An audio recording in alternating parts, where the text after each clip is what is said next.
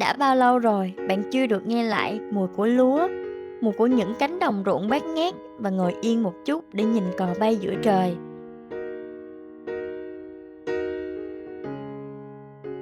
Lâu lắm rồi mình mới có dịp về lại miền Tây, về thăm lại những cánh đồng ruộng mênh mông, nơi buổi sáng bắt đầu rất nhẹ, không còi xe, không ồn ào, chỉ có gió thổi ngang ruộng, mùi đất mới và cảm giác bình yên rất quen thuộc.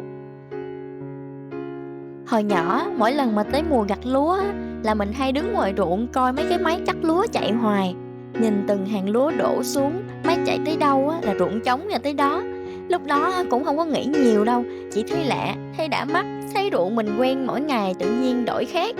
Có bữa đứng coi tới nắng chang chang, dơ hết quần, dính bùn, dính rơm, bị mẹ kêu về mà còn đứng nén lại coi thêm chút nữa. Giờ quay lại nhìn thấy mấy cảnh này, tự nhiên mới nhận ra là mình đã lớn lên giữa những thứ bình thường như vậy.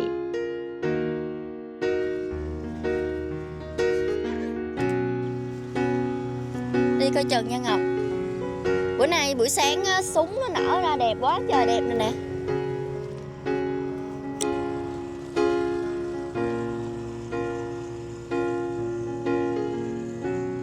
Lâu lắm rồi mình mới đi ra ruộng á. Nhưng mà bữa nay lúa nó trổ ra đẹp quá à.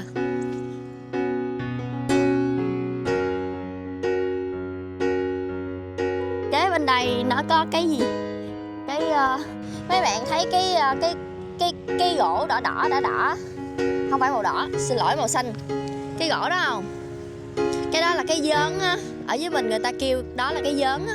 Cái giớn để bắt cua, bắt cá chứ bắt ốc á.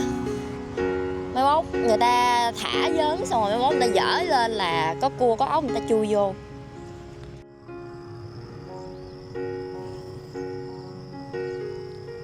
Miền Tây trong mình không phải là một điểm đến du lịch, mà là nơi để quay về, để nhìn lại những điều rất giản dị, những con đường nhỏ, bờ ruộng thân quen và nhịp sống hiền lành của quê hương.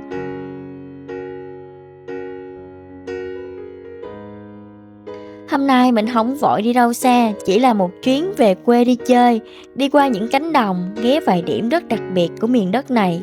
Một buổi sáng ở rừng tràm, một bữa ăn trưa dân dã, một góc sông nước yên bình để khi xem lại, mình vẫn còn nhớ rất rõ cảm giác của ngày hôm đó.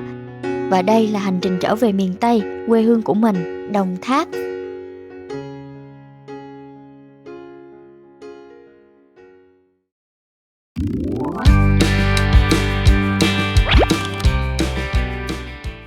Hello, chào buổi sáng tất cả mọi người. Mình là Vịt đây, chào mừng các bạn đã tới với kênh Vịt Con Phiêu Lưu nha.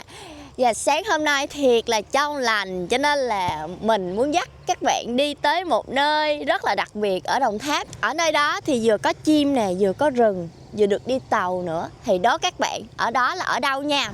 Trời ơi mọi người ơi, mới đi vô trong kia chơi được chút xíu thôi là nhìn cái quần nè, nhìn nó gì nè. Trời ơi, bữa nay mình quên mình mặc quần trắng nữa. Rồi sao? Chịu thôi chứ sao giờ. Mới đầu ngày mặc nguyên một bộ đồ thiệt là đẹp, thiệt là trắng mà đi vô trong ruộng chơi một hồi là bây giờ y như rằng thôi bây giờ mình đi vô đây, mình đi dạo dạo, mình đi ngắm cảnh một chút xíu thôi. Bây giờ mình có hẹn đi một chỗ khác, thì bây giờ mời mọi người mình đi qua bên đó với mình nha.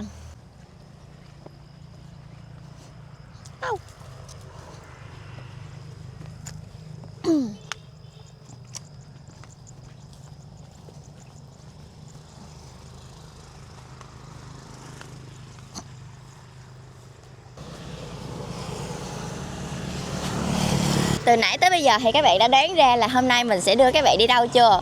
Và hiện tại mình đang có mặt tại vườn quốc gia Tràm Chim thuộc huyện Tam Nông, tỉnh Đồng Tháp nha mọi người.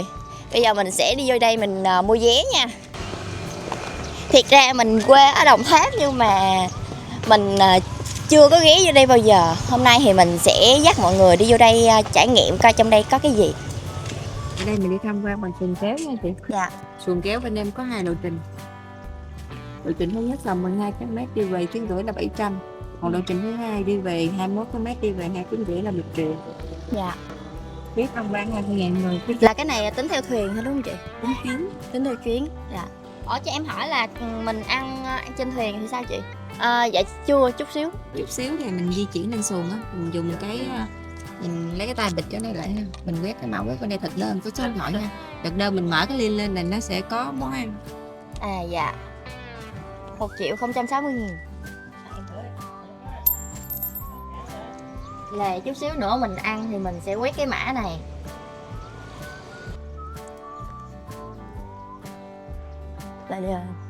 Là có mua trái cây gì đem lên không?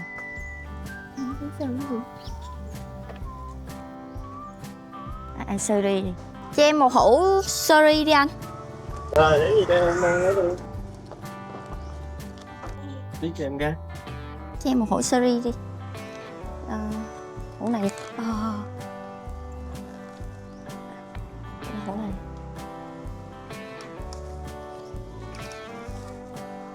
Bao nhiêu vậy anh? 20 rồi. 20.000. Có tiền thôi.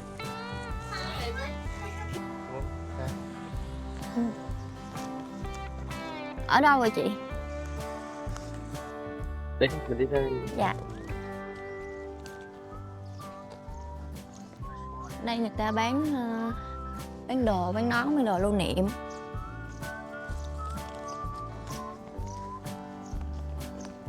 Ở đây là bến thuyền nè mọi người.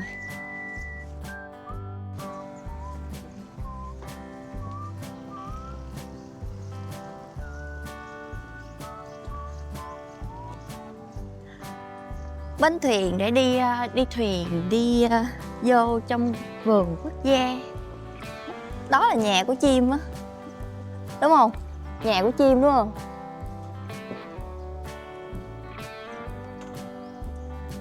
Nhiều màu sắc quá à. Dễ thương quá à.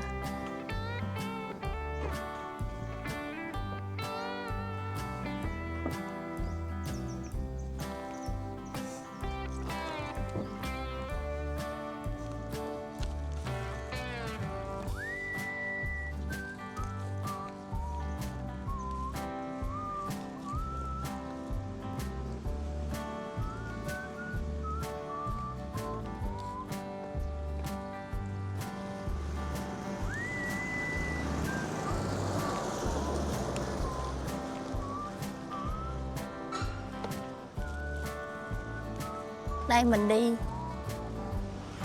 lộn.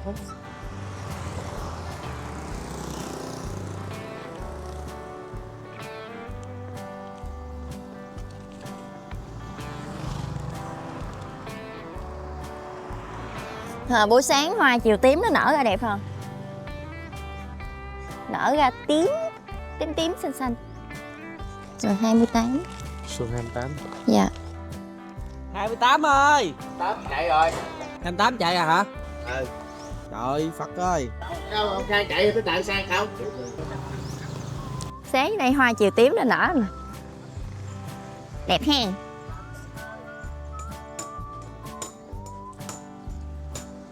Giờ xuồng của mình là ghe của mình là ghe số 28 mà bây giờ người ta chạy rồi, đổi ghe. Đi. Số 8 rồi. Báo ơi, số 8 rồi. Ở đây thì mấy chú lái thuyền á, sẽ chở nhau thay bằng tour. Thì tới tour ai thì người đó sẽ chở. Nhưng mà thuyền của tụi mình ngày hôm nay á, thì thuyền số 28 đã đi trước rồi. Cho nên là bây giờ mấy chú đang tranh nhau để lái á mọi người. Ở đây thì mình nghĩ là mỗi chuyến thì các chú sẽ nhận được hoa hồng riêng. Cho nên là thu nhập nhiều hay ít á, là do những cái chuyến này các chú sẽ lái bao nhiêu chuyến một ngày. Số 8. Giờ chuyển qua thuyền số 8. Bây giờ thì cũng đã chuẩn bị ổn thỏa rồi ha. Giờ tụi mình sẽ lên thuyền và chuẩn bị xuất phát thôi nha mọi người. Một buổi sáng ở Tràm Chim, một vài chiếc ghe nhỏ neo bên bến, mái thì nổ khẽ, chỉ chờ một chuyến đi lặng lẽ giữa rừng tràm và sông nước. Từ đài quan sát nhìn xuống, Tràm Chim hiện ra trọn vẹn hơn, những dòng kênh đan xen, rừng tràm trải dài bất tận và bến thuyền nhỏ bé giữa thiên nhiên rộng lớn.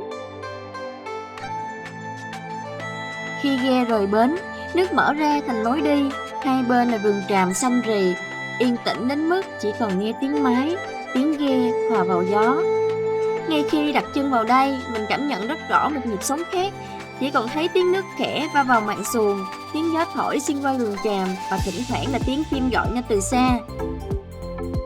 Ít ai biết Tràm Chim từng là vùng đất ngập nước hoang hóa. Qua nhiều năm bảo tồn và phục hồi, nơi đây trở thành một vùng đất ngập nước quan trọng, là mái nhà của hàng trăm loài chim và nhiều loài sinh vật bản địa.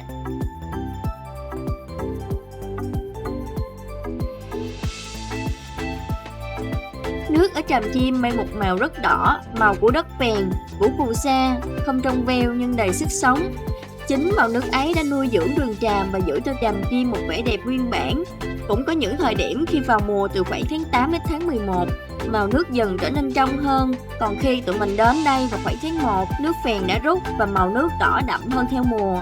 Tràm Chim là nơi mọi thứ luôn thay đổi, theo mùa nước lên xuống, theo nắng, mưa, gió và thời gian.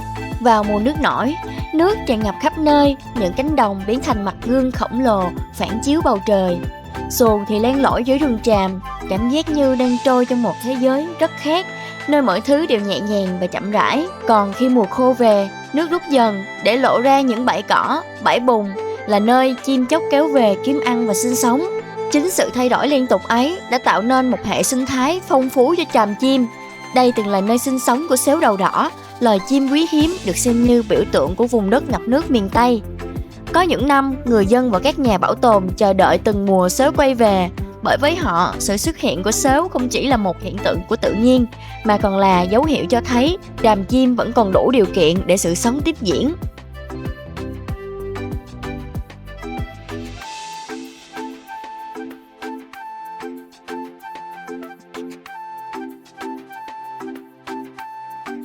Dù bây giờ không phải lúc nào cũng dễ bắt gặp sếu, nhưng Tràm Chim vẫn ở đó, vẫn lặng lẽ tồn tại như một khoảng đệm xanh giữa một thế giới ngày càng bê tông hóa. Ngồi trên xuồng nhìn rừng tràm trải dài trước mắt, mình mới thấy thiên nhiên không cần phải quá ồn ào để trở nên đẹp. Chỉ cần đủ rộng, đủ yên tĩnh là đã khiến người ta muốn ngồi lại lâu hơn một chút.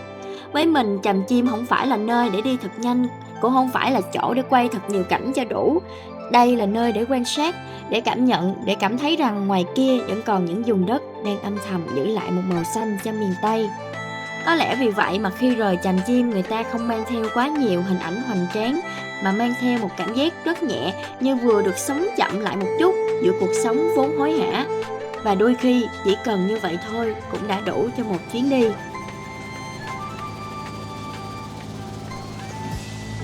Gió nó mát mát, chạy tàu gió nó mát mát hiu hiu đã lắm mọi người. Nhìn bên đây là vườn chưa vô trong sâu bên đây nè. Tại tàu mình đi là hình như là 2 tiếng mấy á. Mọi người thấy đằng kia không? Cái đó là cỏ năng á. Cỏ năng mọc nguyên một vườn. Bên đây là cỏ năng, còn bên đây là giống như kiểu rừng á. Ở dưới nước là bông súng. Cái xuồng đó là cũng mạnh dữ lắm mới kéo được cái xuồng to. Cái xuồng đó là nó nhỏ, cái xuồng đó là nó nhỏ hơn cái xuồng của mình ngồi mà kéo được cái xuồng của mình đi luôn. Nhìn qua đây, bên này là súng trắng nè mọi người, mà sao nó có chút ép vậy? Nó có chút xíu luôn á. Bữa nay tụi mình đi không có đúng như cái mùa nước trong mọi người. Cái mùa nước trong á thường ở đây là từ tháng 8 đến tháng 11, nhưng mà giờ mình đi là đã tháng 1 rồi, cái mùa nước của nó không có xanh nữa. Nhưng mà ngồi đây mát mát chiêu chiêu cũng được. Nếu như mà các bạn thích đi đúng mùa mà nước nó xanh xanh á, thì đi vô ngay tháng 8 đến tháng 11 là ok nhất. Để ngồi đây ngồi ngắm cảnh nè.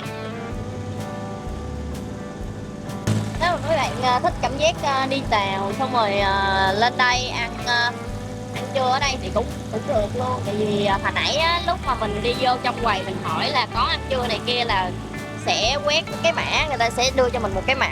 Khi nào mà mình ăn á, mình cứ quét mã đó mình order món thôi. Ủa đứng ra làm cái gì không? Săn cò. Nãy giờ chưa thấy cò. Giờ lại cò chưa vậy đâu. Vậy là mình dậy sớm hơn cò hả? Cò này là cò gì? Cò này là cò Kenchi à? Tao ghen alpha. Ngủ tới chưa? À, để mình kiếm quay mấy con cò cho mọi người coi.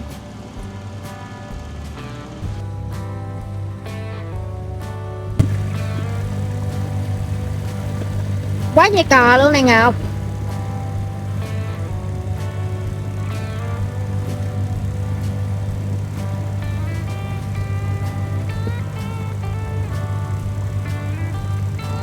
Ăn sari đi. Mấy cái bọc rồi. Rồi đó. Oh my god. Rồi cái Không phải khao luôn. bọc quay rồi. Sao? Ăn không? Ăn không luôn. Có cái bọc mà cũng giữ không được nữa.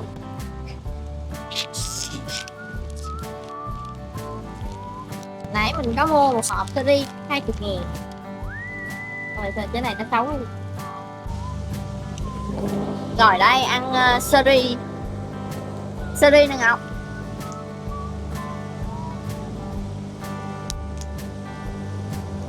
Sari mà không có muối là bột thiếu sót. Đau lòng quá.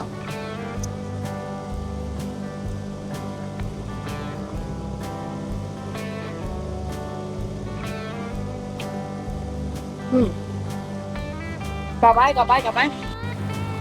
Nó thấy tàu mình lại nó bay rồi. Nãy thấy tàu mình lại nó bay rồi. Có muối đó, không bay một muối rồi. Bay hú muối rồi. Cò kìa. Cò nó bay kìa. Kìa. Wow.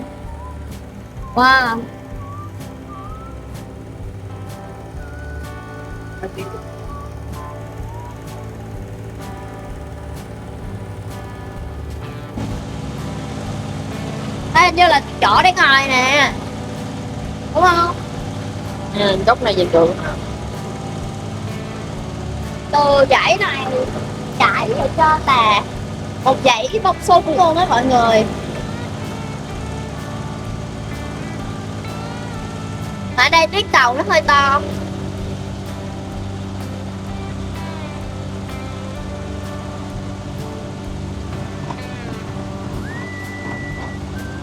Ủa vậy đang hả? Quẹo rồi. Không, ở đằng kia kìa, nguyên một dãy bông súng đỏ ao luôn.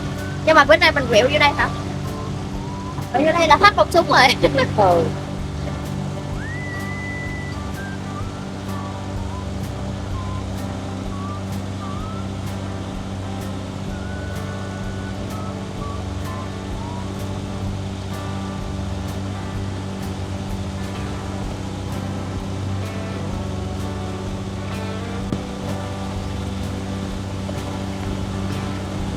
Còn mà còn ít nữa. Hả? Còn một súng mà ít thôi. Còn một súng mà ít. Cũng còn lay gai lát ghét thôi à.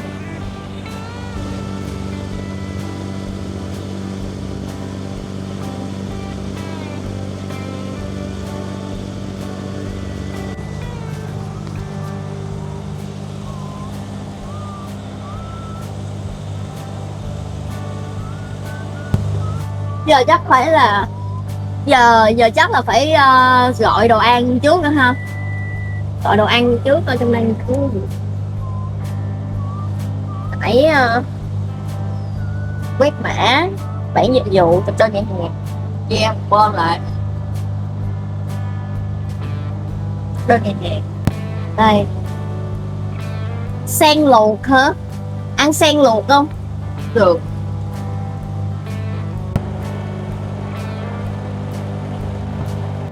Dạ cô thật Trịnh Kim nha.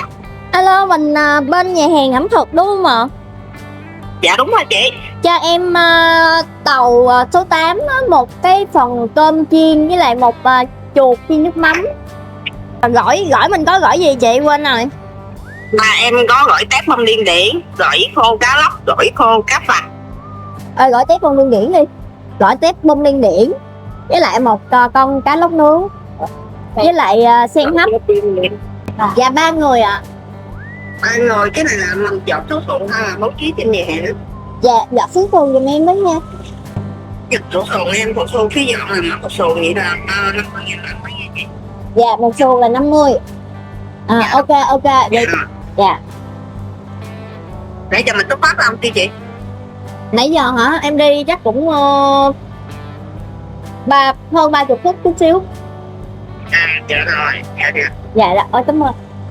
Ok, bây giờ đợi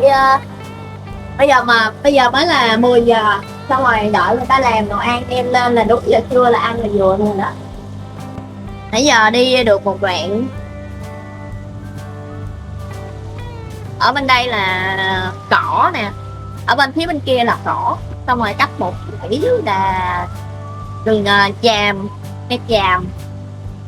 Bên đây cũng vậy, ở giữa có nguyên dòng sông. Bữa nay mình đi không ngay mùa, nước nó phèn nó lên, nó dạt hà. Chứ mình thấy mấy bạn mà người ta đi đúng mùa là nước nó xanh trong nhìn đẹp lắm.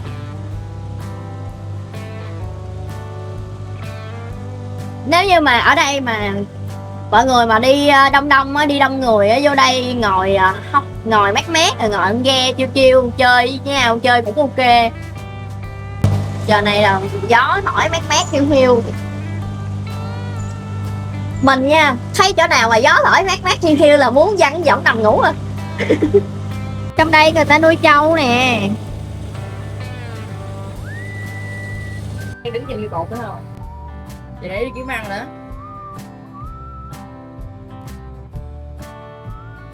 Hả? Sao con nít chị kêu bỏ vậy? Bên đó nhà. Nhà ai bên đó hả?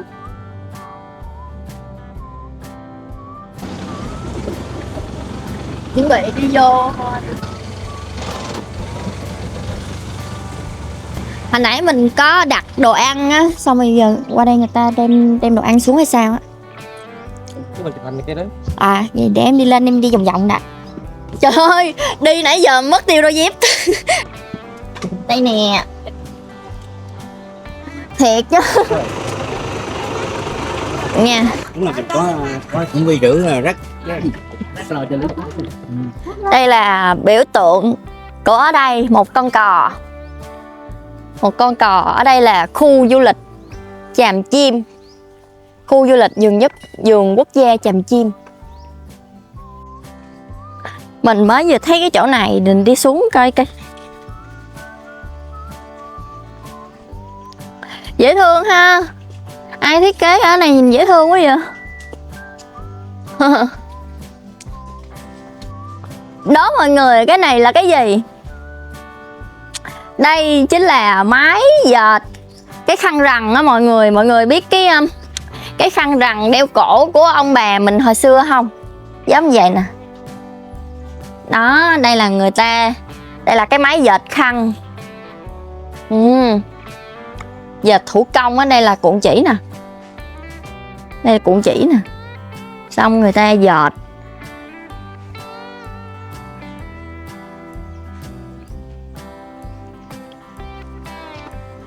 Làm mấy cái khăn rằn này cũng kỳ công lắm á.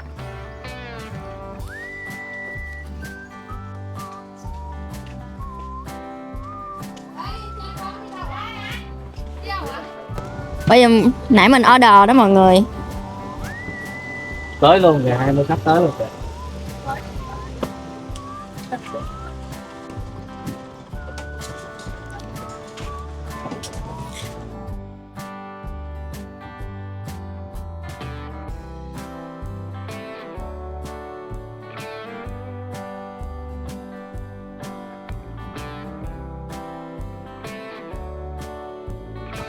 Giờ mọi người đây cũng ghé đây để lấy đồ ăn nè, gỏi tép nè. Rồi tôi quay cho nha. Em cảm ơn. Chi phí của bữa ăn trưa ngày hôm nay là 800. Trong đó là bao gồm phí dọn dẹp hết 50.000. Chưa đẩy ra khỏi tới cái cầu luôn đó, ông sao còn quay ra tới tới đó vậy? Cá lóc nướng, Đứng ở đây luôn đó, ta đang tóm xả cuốn với bánh chén. Vậy là có thằng đó nó đi ngang à? Đâu không có đi ngang, đâu có vụ này đâu. dây ta chưa buông ra nữa. Đây là gỏi tép nè. Gọi tiếp nè mọi người, nhìn đỏ ao, nhìn hấp dẫn nè.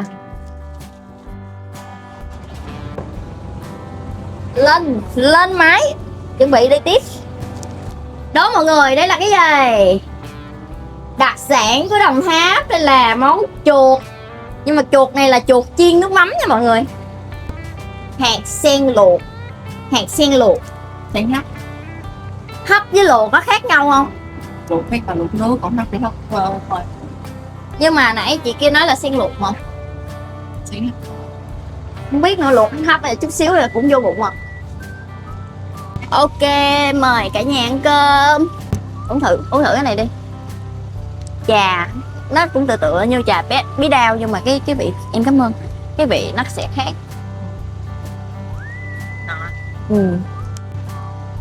Bây giờ mình sẽ ăn thử một cái này cá linh nha mọi người. Cá linh chiên giòn chấm với lại mắm me, chấm lại nước mắm me.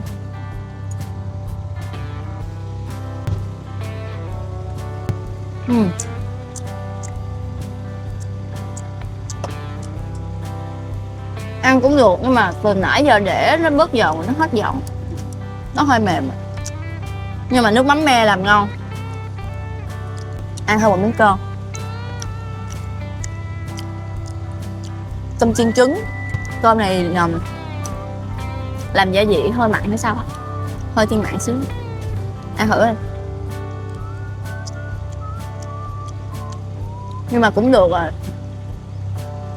không đến nổi. Chén. Ăn bánh tráng nha. Ở đây mình có bánh tráng nè. Ồ, bánh tráng cứng vậy. Phải lấy miếng nướng. Bánh tráng nhát khô. Nhát đâu không có nước được. Bánh tráng này không nhúng nước được hả? Nước nát. Cho thêm một miếng dứa, miếng bún, thêm miếng diếp cá, rau diếp cá nè, dưa leo. Xong rồi cho một miếng thịt cá vô, nhiều dữ. Ok, cho một miếng thịt cá vô, cuốn lại. Cái cuốn này nó ú dữ ạ. Rồi cái chim kìa. Ồ, chim bay đằng kia. Vừa ngồi đây vừa ngắm chim rồi ngắm cò bay đã, vừa ăn đồ ăn nữa, còn gì bạn nữa trời. Cái này tới giờ nó bay. Giờ này là giờ người ta dậy người ta làm việc rồi đó. Mà Ok, chấm một miếng mắm me nha.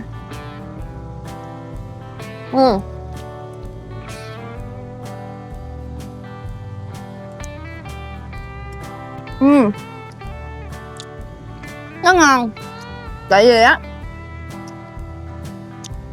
có cái dứa này nó ngọt lắm mọi người. Ăn trúng miếng cá, thịt nó ngon nữa. Mắm me nó cũng ngon nữa. Cái này ok nha, chịu. Cái này dứa ngon lắm này Ngọc, ăn thử đi. okay. Cuốn một miếng bánh tráng. Chiều quá. Cuốn bánh tráng ăn đi, ngon lắm anh.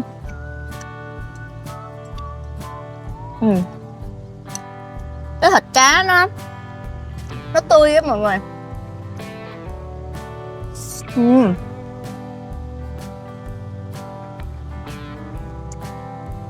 Chưa hết là chịu cái món cá cuốn này ạ.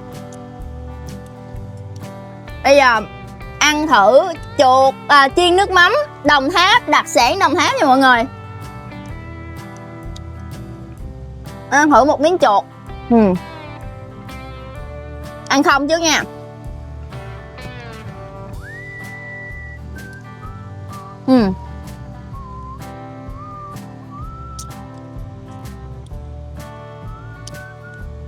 Thịt chuột cái chỗ này người ta làm nó không bị tanh mọi người. Ăn cái thịt ở bên trong thì nó mềm, nhưng mà cái vỏ ngoài thì nó kiểu như là sao ta, nó săn lại xíu sao. Chuột chiên mà. cái gia vị của người ta ướp cũng tạm tạm à, tạm. Lâu lắm mà mình mới ăn lại thịt chuột lại. Hình như lâu lắm rồi, hồi xưa mình nhớ lúc mình còn nhỏ thì cha hay đem chuột thì cho ăn, chứ lớn lên là hết đem rồi. Lớn lên là hết đem chuột về cho ăn rồi. Xưa lúc mình còn nhỏ là cha hay đem chuột về xong rồi làm mà chiên cho ăn á.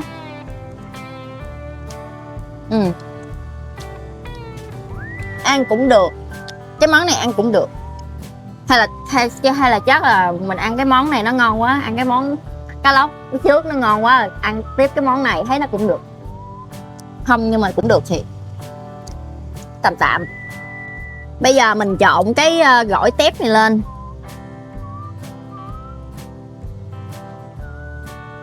Ở dưới đây là gỏi có bông bông điên điển nè. Rồi cái này là ngó sen. Bông điên điển, ngó sen, rồi có cà chua trộn lên. Ngon nhờ. Trộn cho tép nó thấm vô. Đó. Ok. Người Wow. đó nó chi cọ. Đúng rồi, người đói nó chi cò. Bây giờ là cò nó dậy nó đi kiếm ăn rồi mọi người. Mình cũng đang ngồi ăn đây. Bây giờ mình sẽ ăn thử gỏi bông điên điển, gỏi tép bông điên điển nha.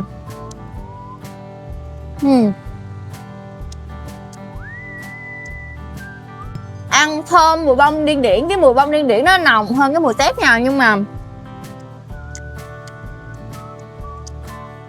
thơm mùi tép nè, thơm mùi bông điên điển nè, hơi gia vị hơi mặn nhẹ, ăn cũng ok, cũng được. Nãy giờ là mình đã ăn gỏi nè, ăn cá linh, cá lóc nướng, chuột, Tiền chưa? Còn cái này là sen hấp. Sen hấp cái này là để ăn tráng miệng thôi, ăn sau. Để đây. Ăn cơm trước. Tôi phải đi đến phút cuối cùng này nhìn mới thấy cò nhiều á. Chứ để trong vườn cái cây che hết rồi. Ở trong cái khúc vườn tràm hồi nãy là hai bên cây nó nhiều, nó che hết.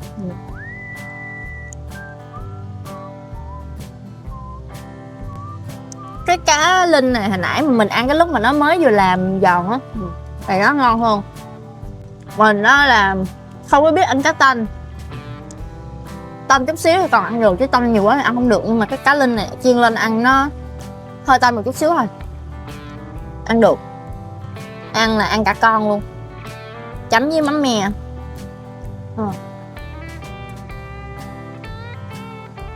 Ăn với một miếng cá lóc nướng nè, cá lóc nướng chấm với mắm mè, ăn không nhé.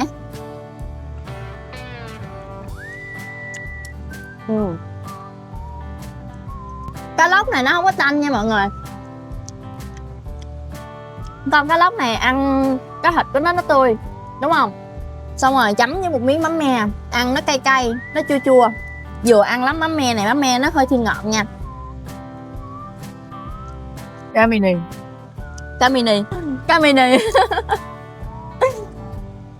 Nãy anh nói là còn có mấy cây nữa là đi vô lại trong đó rồi. Nên là mình ăn, nếu mà mình ăn cái này xong là mình vừa tới điểm mình đi ra luôn là vừa.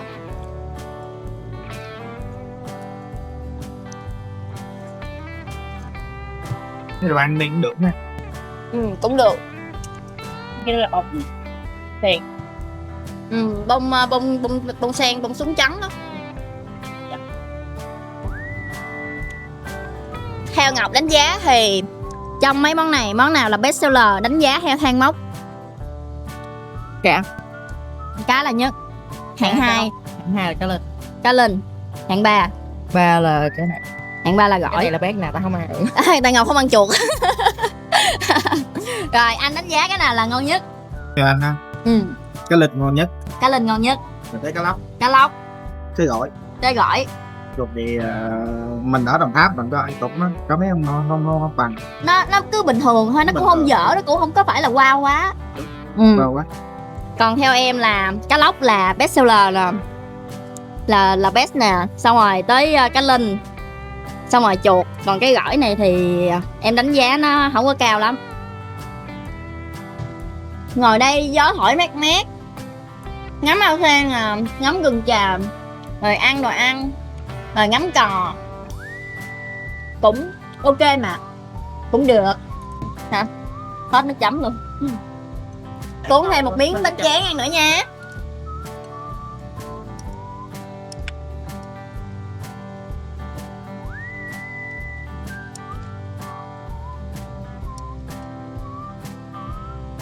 Dứa này.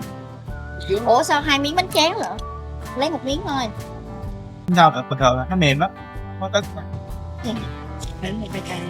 Bún đậu ống tôm. À, bánh tráng này là để hay ăn bún đậu hả? Lấy thêm 1 miếng rau thơm với lại với cá.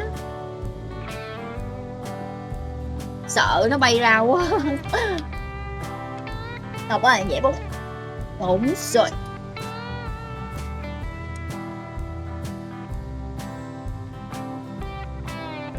Xong cho 1 miếng cá lóc vô. Cá đây. Cho miếng ở đây của như cái nách. Cho 1 miếng đậu phộng vô luôn. Rưới đậu phộng lên nha. Quá trời. Như cái nách. Rồi. Gấp. Này mới cuốn lẹ mới được. Ok. Ăn nước sốt ngon quá, ăn hết trơn luôn rồi. Đem thêm miếng không? Lấy luôn hả? Ủa anh không có chất sốt đâu mà. Không có mừng. Ăn 2 nước sốt đó. Ngon lắm mọi người. Cái dứa này nó thơm quá. Nó ngọt lắm. Rồi ăn cái hút cá thì cảm thấy cái cá ở trong nó hơi mặn mặn. Về sắp rồi. Sắp tới cho một tuần.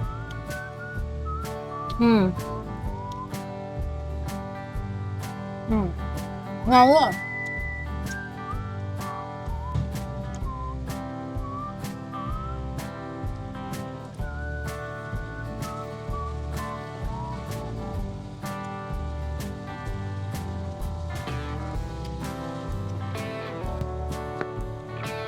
Mút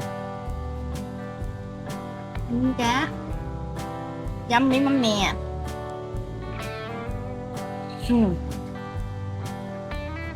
Nhất cái nách bạc. Ghê. Uống miếng nước tráng miệng nè. Bây giờ mình ăn thử cái sen hấp này nha. Này tráng miệng. Ăn nó bùi. Nó thơm.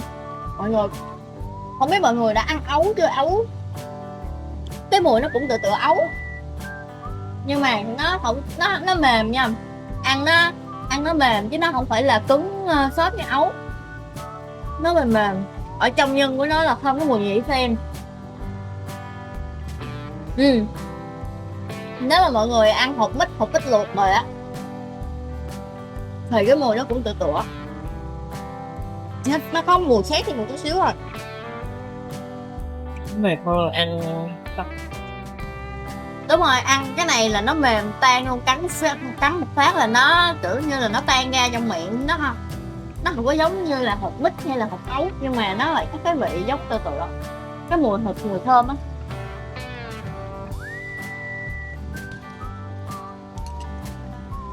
Ok. Ăn xong là cũng tới điểm luôn rồi mọi người.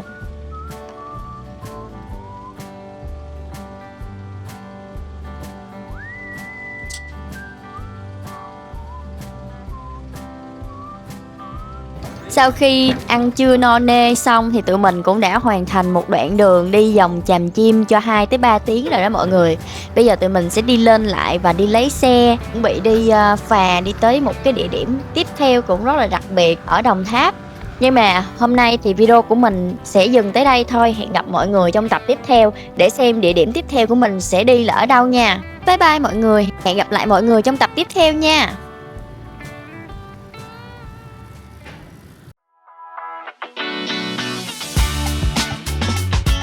Bye.